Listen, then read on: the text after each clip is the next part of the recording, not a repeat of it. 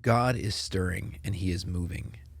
And this week on the 167, we're going to be talking about burning the ships, how to strip off what we don't need, and to run the race by keeping Christ as the center.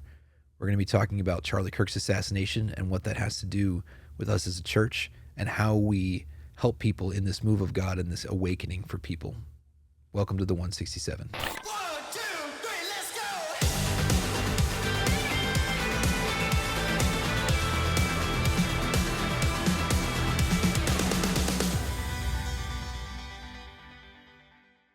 Hey, welcome back to the 167. I'm Pastor Lucas, and I'm here with Pastor Rick. Hey, good morning. And we are in our Burn the Ship series still, talking about going all in. Yeah. And it has been a heck of a week. And so we just want to start out, and you were kind of talking this week about stripping off everything, running that race of endurance, kind of going for the long haul. And, I do walks and jogs, but I mean, I don't know if I strip off everything. You know, I think people are using weighted vests now. Yeah. And I won't even take off my shirt. So there you go. So the passage there in Hebrews is very specific that said, hey, we have a race to run, the spiritual race, and it's in comparison to a physical race, and so Paul says, hey, in this race, run like you mean it. Mm-hmm. And if you're running like you mean it, well, anything that is a hindrance, then you have to address it and try to get rid of it. In some of your thought process here in the questioning, maybe the difference between things that slow you down and things that trip you up. Right. Well, those are two very different things. Well, you talked a little bit about that on Sunday. Can you unpack that a little bit for me? It's like, what are the things that are tripping us up versus slowing us down? Yeah, so things that slow us down oftentimes can be kind of good things. It's not a bad thing. It's not like, you've just gone off the rails and it's horrible. It's just something that's not productive. It's something that is maybe distracting you from doing everything that you could be doing. It could be a mindset, could be a habit that's not, it's not like, oh, I'm going to a strip club every night, or it's like, I've just got these habits in my thought life. It's just, it hasn't taken root and I'm not acting it out. It's just taking up some bandwidth that I need to deal with. Just things that slow us down. Most of us know some of those things, and we just need to kind of burn those and say, I'm not going to carry that around with me. People who have gone on weight loss journeys that have lost 40, 50, 60 pounds, it's incredible. And to hear them say, oh my gosh, it's like mind-boggling to think I used to carry that weight around all the time. Like the thought of picking up a 50-pound weight and carrying it all day, like I can't envision that. Yet we just get used to those things, and we know it's slowing us down. Mm-hmm. Like it's creating something in my life, and now that I don't have it, I feel freer. I feel a little more nimble or active, and that's what the slowing down part. Well, when you said that, I thought of like if you put it in a money context, right? It's like something that slows you down is student debt. Like something that slows you down is credit card debt, or being over leveraged, and you have to make those monthly bills, right? So now you're just starting every month behind, and so it's slowing you down. You can't get ahead. Versus what trips you up is like, oops, I spent too much on Amazon this week. Yeah. It's like, that's like something that it's like, or trips you up is the dryer went out, so it's like, oh man, now we have to buy a new dryer, or we have to pay for a repair. And that's a ding on our budget versus something that is every month, just, you're starting behind. And I think there's things that happen to us spiritually and physically, like when you're talking about our thought processes and habits, again, I deal with a lot of people in freedom where they're coming from a place of, I'm already starting with this trauma. I'm already starting with this mindset of I'm never going to get better. you know, Right. poor me, you know, like any of those things that you've reframed your existence with in your worldview, you're starting behind. Versus trip you up is like, you know, I got tempted with sin, you know, and it's like, oops, you know, it's like, hey, get back up, let's go, you know, like, Yeah, and the slowing down, it's over the long haul. That's when you start to notice that I've got these things in my life that I should be way over here. Like I should be further in the race, and I'm not. Why? It's because I'm slow. yeah, I've got it's this backpack on. yeah, and look, there are other people seem like they're running more quickly. Well, they are. They've stripped off some of the things that have been weighing them down, and so they're able to run more effectively. So yeah, there's just identifying in everyone's life. Like we all have things that slow us down. What is it in my life? And I need to strip that thing off. What's funny is I'm going to say something that I already know that you don't get this reference because there's a trope in what largely are considered like anime trope cartoons where it's like people who are, you know, there are cartoons about guys fighting, you know, it's like doing karate and so there's always this moment in the anime where the guy you think he's beaten, like the other guy is so much faster than that person, and what they do is they take off weighted armor or weighted boots or a weighted belt. And they're like, oh, I feel so much better now that and like, it's like, of course, 3,000, it's something ridiculous. Yeah. And then, of course, all of a sudden, he's way more overpowered than the other guy. And it's like, if he had just taken those things off, the fight would have been over in 10 seconds. Yeah, I love tropes in anime. It's like... Oh, I know. What's your favorite anime? The Superbook. The one, yeah, it's probably the same one. It's your favorite. It's my favorite too. Excellent. I have no idea. I know, and like that's a lot of stuff I used to, you know, I watched Dragon Ball Z growing up, stuff like that, and I don't, you know, do that anymore. But it was like that was a very tropey thing that would happen. Is, you know, it would be like you'd be like, oh, the hero's done, and you'd be like, oh, now I'm gonna take off this 4,000 pound. You're like, what? See, in my world, because I'm old. When you say anime, I'm thinking, oh, Davy and Goliath back in the day with the claymation. Yeah. So that's not the same thing? No. I said, Okay. I think the oldest anime that you would, I think Superbook was actually considered, that style was anime. Okay. But there you go. Yeah. So, but yeah, I think that we can, you know, I think that people feel that freedom when you strip that off, when you finally get rid of it and you're like, oh, I can move so, you know, so much more freer now. But yeah. And so, here's the thing about the things that slow you down and getting rid of them.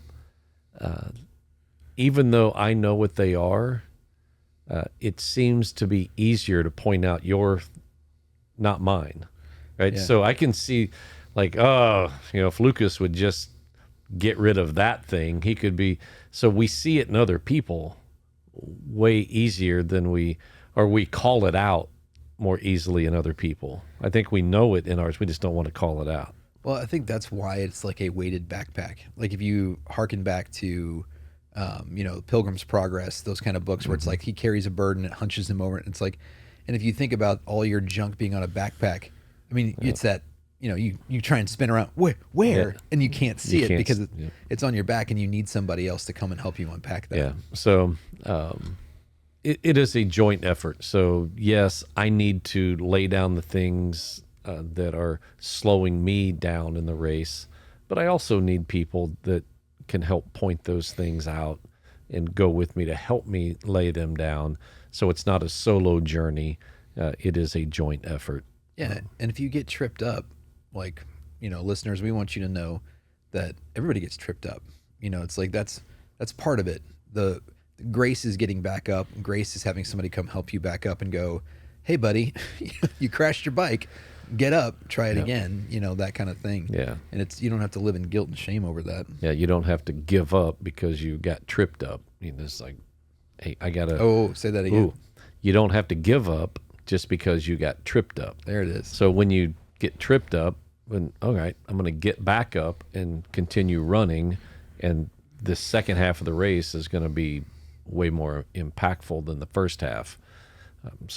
Well, and then you said something else on Sunday that I want to touch on because, you know, I felt it in my bones. But I mean, literally, because it hurts. But you said there are things that we look at and we go, oh, I don't discipline this and I don't disciple this because it hurts. Like, I think that's probably the number one reason why, people don't push themselves at the gym. It's the number one reason I don't push myself at some points where, like, it hurts, it feels sore, it feels awkward. And this is a just real life physical example. I told you that we got the men's golf tournament coming up. And so I've been hitting buckets of balls with my dad. And it just, like, it's so counterintuitive. Like, I haven't hit a golf club in 14 years. And so, at least. And then I wasn't any great shakes before that. It was like once a year. But the swing of a golf club, that I'm learning, I'm going, every time I, like, rear back to swing the golf club, it automatically becomes a baseball bat in my hand. And I'm pushing with my back arm and all that. And I'm just going, it just, like, there's times I get frustrated because I'm going, it doesn't feel right. It doesn't feel good. Like, this doesn't feel comfortable. It's not what, I'm used to. And in the same way, there are things in our lives where it's like, you try and correct it. It's if you tried to eat differently.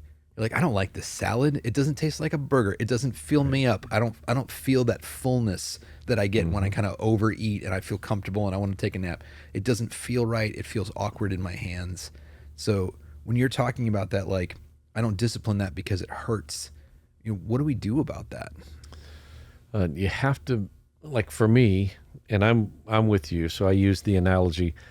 I think I just used it in first service. I don't think I used it in second service, not intentionally. It just wasn't in my notes. It's not on the sermon of record on the internet. So, but I talked about my legs and how, Nathan is training me at the gym once a week, and we do legs, and he's trying to build certain muscle groups to help strengthen my knees and my hips so that I can walk more in alignment. And so some of the things he has me do are just so basic and simple things, like just sitting flat on the floor on my bottom with my legs straight out in front of me, like in an L shape, and then just lift my leg up over a little block and do that 8 times.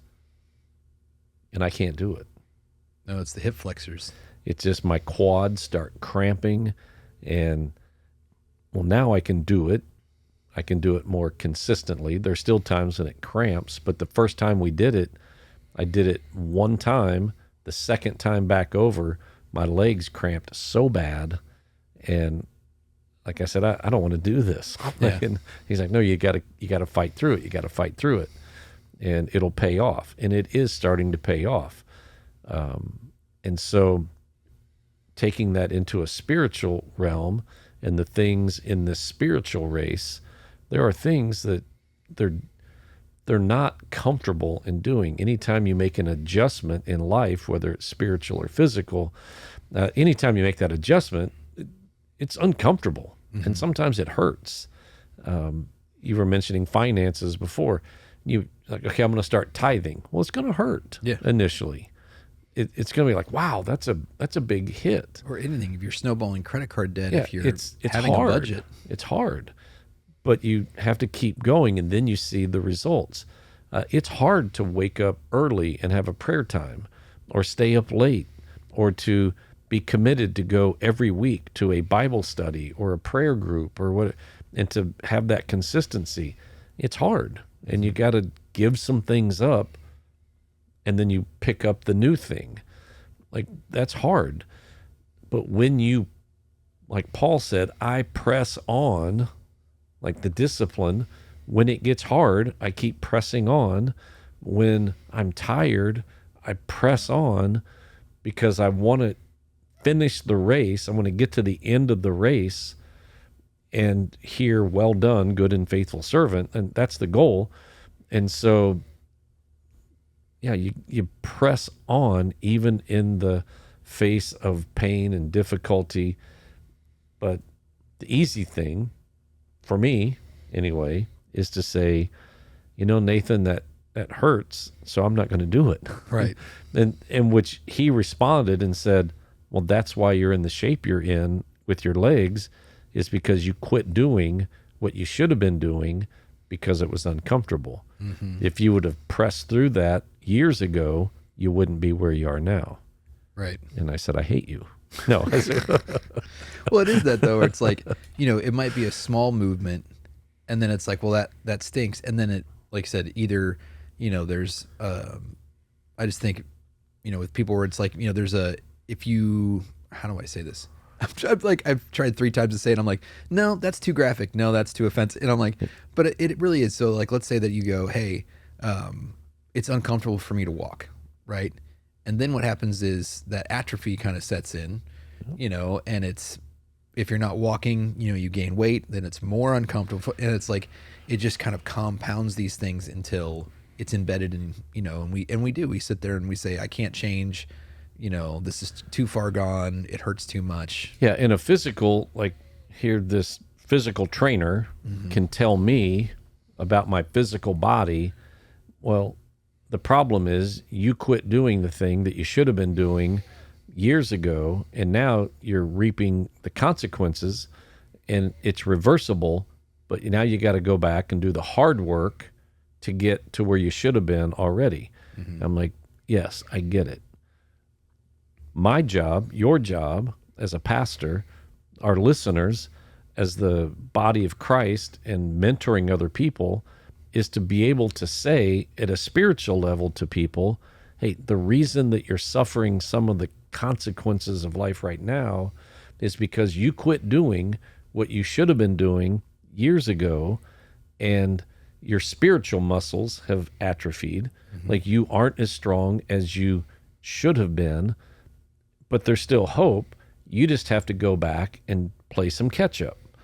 And you got to get rid of some of those things that are slowing you down and press through that pain so that you can get to a place where you're like, all right, I'm strong now and I can run more effectively. It's just, it requires discipline. Yeah. That dirty word, it requires discipline. Discipline is not only doing it when it's fun. Yeah. So I want to shift gears a little bit, and I feel like we would be remiss if we didn't talk a little bit about 2 major things that we talked about this week. One, we're going to talk a little bit at the end about a need for our church that we have currently. And the other, of course, is Charlie Kirk's assassination that happened. And because even what you're saying right now is, I think that, I especially want to address this, but when you're like, yeah, sometimes our muscles, they atrophy, they fall asleep, and then there's a shock to the system. So it's either that slow grind back, or all of a sudden there's a shock to your system and you have to wake up. And I think that we're seeing a shock to our system culturally, in faith, in churches and things like that. Like we had a lot of people that showed up on Sunday morning. Right. I think that I talked to some pastors friends of mine, you talked to yours, like that seemed like people are kind of doing that. And I think that this week really was a shock to our system.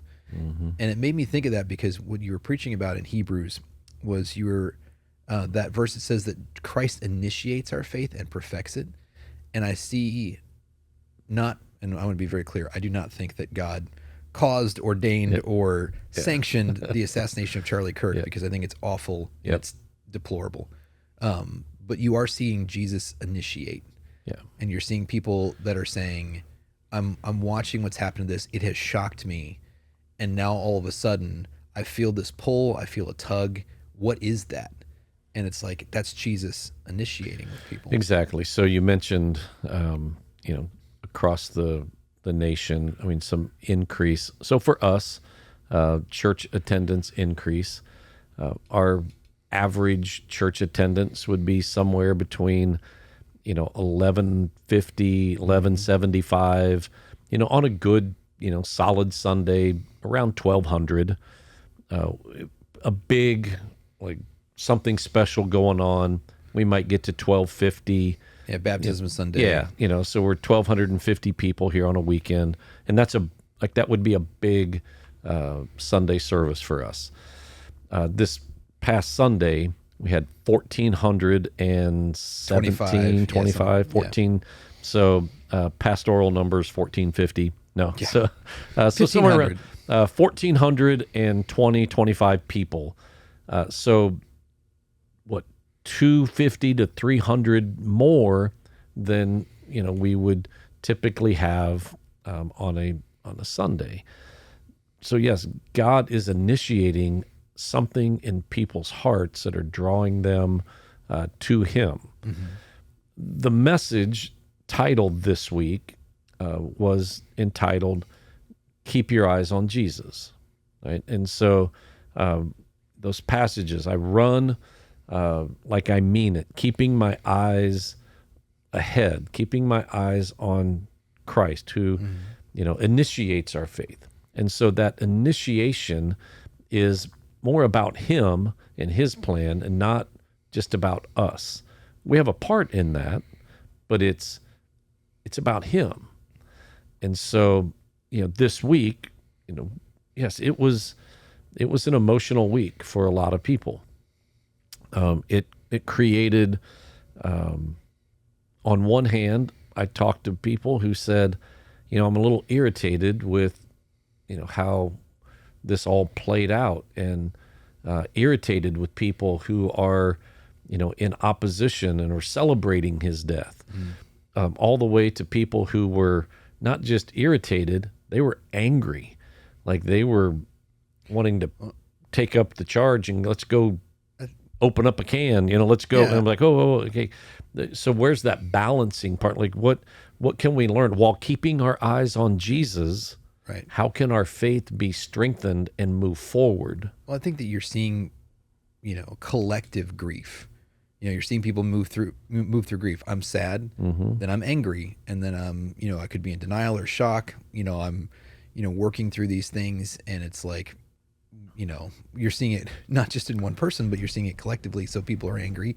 There are people, you saw people celebrate, which is really gross. Yeah, it's terrible. Especially if we are Christ followers, like that's what we talked about that a little bit on Sunday. It's like, this is our brother in Christ. Yeah. And it's not, and that's, I think the thing that's most amazing to me is what you're seeing is not a bunch of people get on Instagram or come to a Republican rally.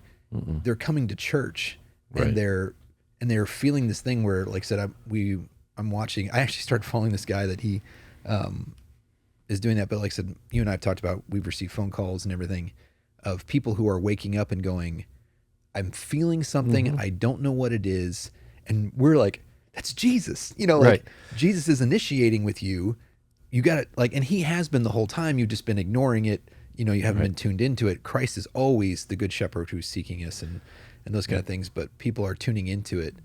And it's like, this can either be a time of revival for us, or it can be a time of anger, and it can be a time of. Yeah. And so, when I addressed it on Sunday morning to begin our service, I did it with the intention of pointing everyone to Jesus. Yeah. Right. So keeping our eyes on Jesus, while at the same time addressing the events that took place in his assassination. And so what I didn't want to do is to create this environment where we say, okay, focus your attention and fix your eyes on Charlie Kirk. Mm-hmm. That's not the point. In fact, I would go so far and to say, and I've never met Charlie Kirk. I just watch the videos like most everybody else and know his heart. And I'm confident that he would say, no, don't fix your eyes on me. Mm-hmm. Like, fix your eyes on Jesus. Don't put all the attention on me. Point people to Jesus. And so that's what we intended to do, to say, listen, as the leaders of New Life, as your pastor, we're not going to be silenced. We have an enemy that hates us, that wants us to be quiet, that does not want us to worship, does not want us to speak the truth. But we will not back down. We will continue to do that by keeping our eyes on Jesus, right? And so the hope that was given is that, hey, we're in this together. We're going to continue moving forward. We're not going to let the enemy win. Right. And so, is it tragic? Yes. Is it awful? Yes. Does my heart go out to his family? And yes. But our focus is still on Jesus. Yeah. And I would echo and amen and jump on board that I will not support, that, well, this was just, God orchestrated the deaths. No, he didn't. Well, somebody said that to me, and I said, well, no. Charlie was doing the things already. Yeah. That once the enemy tries to stop you, that it goes on before you. And so it's that thing where it's like, it wasn't like Charlie wasn't doing anything, and then God's like, you know what? I need a martyr, and then ordained to kill Charlie so that it exploded. Charlie was like, if Charlie had been alive, that is still going to keep growing, and it's more that it's growing in spite of what the enemy is doing. Yeah. It's God's working all things to good according to the purpose of those who are seeking and called to his good purposes. And it's like, sorry, I butchered that, but it's like, that's the difference. It's not like God's like, I need a sniper. It's like, no.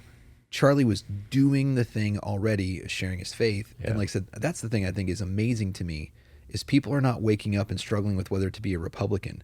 They're waking up and struggling with whether to be a Christ follower. Right. And this, it would be foolish to say that there was no political agenda or affiliation. That would be foolish.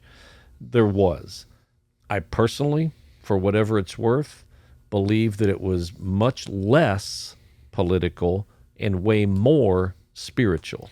Well, it was way less about Charlie Kirk and way more about the values and the voice that he had about Christ and the truth. Mm-hmm. So, though, yes, it is devastating, and it's very unfortunate that a man had to lose his life. It's unfortunate when anybody loses. Yeah, it's terrible. Yet it's more about the truth and Christ and what he's doing. And so I don't want to downplay something to the extent that it didn't matter, because it does. His life matters, and what he was saying matters, but it's the really message. Yes, it's way more spiritual than it is personal or political. There is a spiritual attack that's trying to silence the voice of truth, and we, as collectively as the body of Christ, need to stand on the truth and say, this is what we believe. And the song that we sang on Sunday, I have decided to follow Jesus, no turning back, right? There's, I'm not going back. Well, and it's, of course, it's everything. It's in the context of this series that we're doing, Burn the Ships. I don't know about you and Trudy, but Chris and I, we pretty regularly have these talks anyway. We had this talk when we did the questions that Gardner asked. There were some hot topics in there, right. and I just told her, I was like, there's a possibility that somebody could show up, because we published what we were going to talk about. There's a possibility that somebody could show up, that we could get protested, that somebody could make a fuss in service, and there's always a chance that someone's going to come to our church and cause violence. And we're both, we're having those conversations of, are we okay with that? Mm-hmm. Are we going to handle that well? Here's what, if that ever happened to one of us, this is how we would want to react.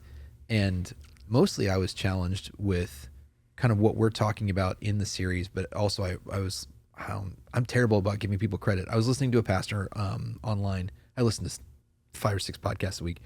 I was listening to a pastor online, and what he said was, or he was challenging us, that he said, I know it's rough because people are celebrating this, but they said, is your life at a place where your enemies, meaning, the devil, and would they celebrate your death? Mm-hmm. Are you that dangerous to the enemy? Right.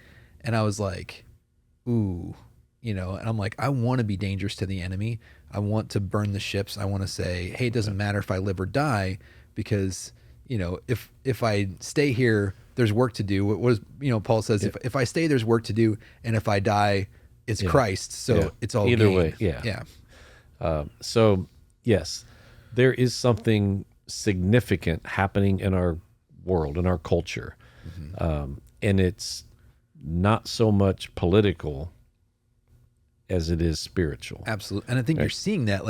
Everybody thinks it's this political battle. Yeah. And yet, like you said, it wasn't, political rallies that were full on Sunday. It was churches. Yeah. And so that's what we want to communicate, that we have to keep our eyes on Jesus, mm-hmm. who initiates our faith. This is about him.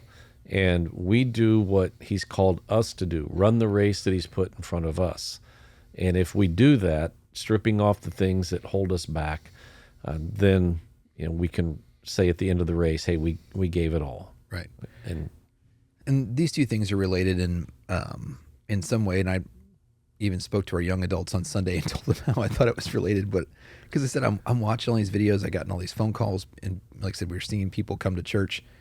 And you and I talk about bigger nets and bigger boats, right? It's like, Jesus sends the disciples out and says, put your nets on the side. And they don't have a big enough boat and a big enough net for the catch. And we saw that on Sunday where our services, when they're full, people are lined down the street. We're talking about, do we shuttle people? Do we do, whatever? And so we're going to attempt to have bigger boats and bigger nets to help catch people, because right now there are people out there that they're tuning in for the first time. And it's unfortunate that it took this to kind of shake people, but they're tuning in for the first time, and even some of them don't know what's going on. They're like, I feel this thing and I don't know what. I'm like, that's Jesus. It's the Holy Spirit calling you. And so they want to come in. They want to figure out what's this God thing doing. And this seems like such a silly thing for us, but it's like the thing that could prohibit that is parking, because we literally had that happen on Sunday where people are trying to get into the building and they turn, like, we have cars parked all throughout the parking lot and down both ends of the streets that come to our church. And there's not big businesses near us that we can kind of commandeer their parking. And so we're trying to build a parking lot. We're going to be having an offering on October 5th. October 5th, yeah. So we're encouraging people to kind of own that, because that's what's, it seems like, we're not trying to be the church where it's like, give us money, but we're going, oh, no, there's a bunch of people now that want to find out about Christ. Yep. And this is what's one of the things that's prohibiting us. So, yes. And so, yes, those things all come into alignment with stripping off those things that slow you down. So what's slowing us down is just the ability for people to get into the building. Right. So that is a hindrance. We got to get rid of that. We keep our eyes on Jesus, not a cause, not an agenda, but on Jesus.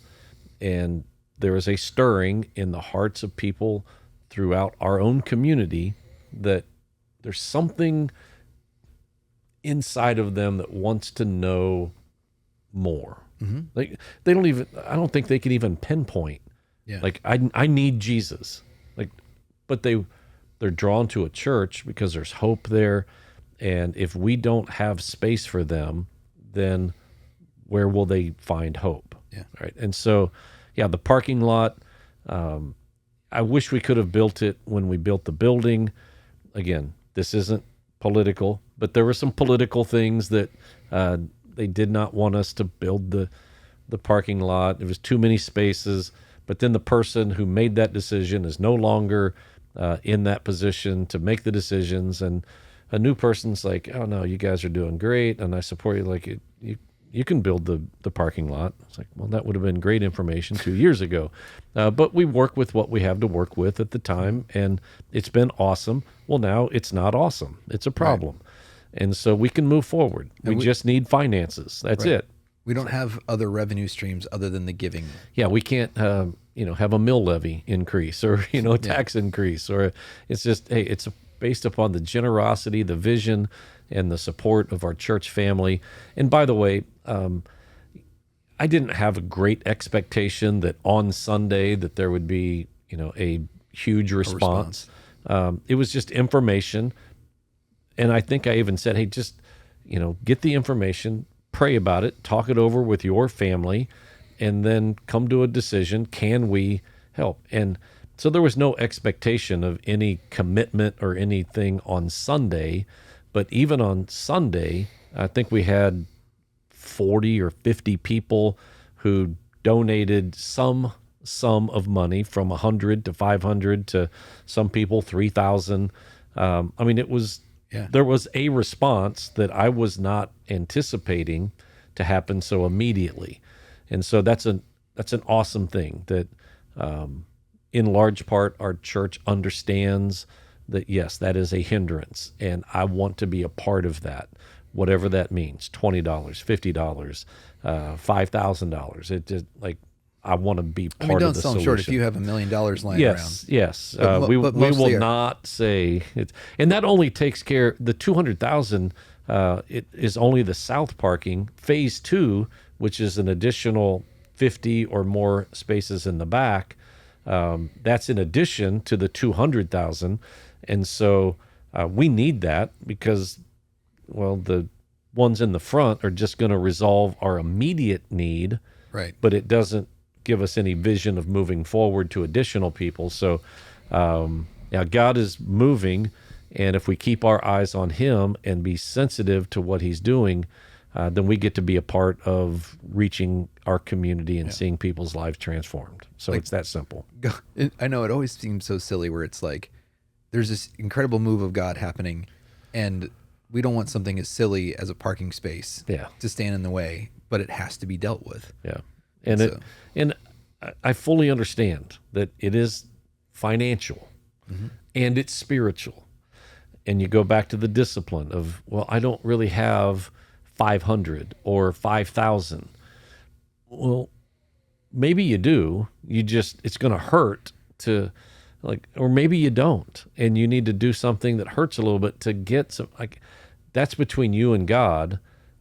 All my intention was to say, here's a need, you pray about it, and just act in obedience, and God always honors acts of obedience. Yeah. And it's like, if it's always the thing, if everybody was tithing, nobody would have this problem anyway. But that's a spiritual discipline issue. But when I was talking with the young adults on Sunday night, they're 18 to 29-year-olds, and they all kind of had that same mentality of, because we said every parking space is about $3,000, and they're like, I don't have $3,000. They have college. They're either in college, they're 18 years old, they're paying off college. They're all in that stage, and I'm just looking at them going, hey, listen. And I told them that, and we're actually having our first worship service with the young adults this Sunday night, and it's going to be kind of the same thing. As I just looked at them and said, nobody else is coming. Like, you guys are all going, well, somebody else will take care of this. I'm like, nobody else is coming, and I actually showed them a video on Instagram Reels that I had kind of taken off my phone. I ended up following this kid, this young kid. He's probably 20, early 20s. And he's just sitting in his car, and he says, the first video is he says, that same thing. I don't know, something about this, this thing that's happening with Charlie Kirk. I feel drawn. I don't know what it is. I don't know what to do. I don't know. Like, he's never been to church in his life. And he's like, I went to the store and bought this Bible, and I don't even know what to do with it. And, and he's just, it's kind of, it's, I don't even know how to say it. It's not sad. It's very sweet. I'm just like, why? I was like, oh, you have no idea what you're doing. And he's like, I don't know what kind of church. And he says, please DM me. What do I wear? I don't know what to do. Do I just show up? Do I have to do something ahead of time? And he really doesn't know, but he wants it. And then there's a follow-up video where he talks about going to church for the first time. And I just looked at everybody's like, this guy's not my age. He's not my generation. He's your generation. And these are going to be a lot of the people that have felt this need. And they're looking at society and going, I think they felt it for a while, that what society is dealing, that they're not, it's not the thing. And so they're going, okay, well, here's this other thing. And he basically says, I went to church. I didn't understand it. I didn't know what to do with my Bible. I sat there. He said people were singing. I didn't know the words. And he goes, but there was such a peace that I felt just being there in the presence. Yeah. And I'm going to go back. And he goes, eventually, I think I'm going to get the hang of it. And so it was so incredible to watch this young person go on this journey. And so I just kind of looked at the young adults, and I'm like, this young person, is your age. It's your responsibility. It's like he's going to be looking for you to find him on Sunday morning and to invite him into your group of friends, to minister to him, to serve him, but also, to provide, because nobody else is coming. Nobody's going to save you from this. And so the young adults, we're going to try and take up an offering the Sunday before. So not this Sunday, but next. And try and pay for at least one part. I'm looking at him going, it's like $50 per person, $100. It's like it, but it's that discipline. Will you give up eating out? Will you give up that new pair of shoes that you want? And I challenged him, go to your garage, and if there's something you can sell on Facebook Marketplace, Like, wouldn't that be, like, because I said it's not just the parking or the person.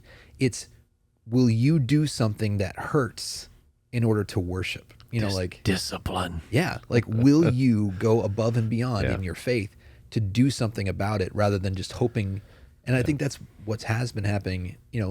Everybody has relied on Charlie Kirk to go to college campuses, and they're relying on, I can't remember the name of that other guy. It's the older guy. Him and his son go on college campuses, and they connect. Is it Kirk or I don't know, Kurt something?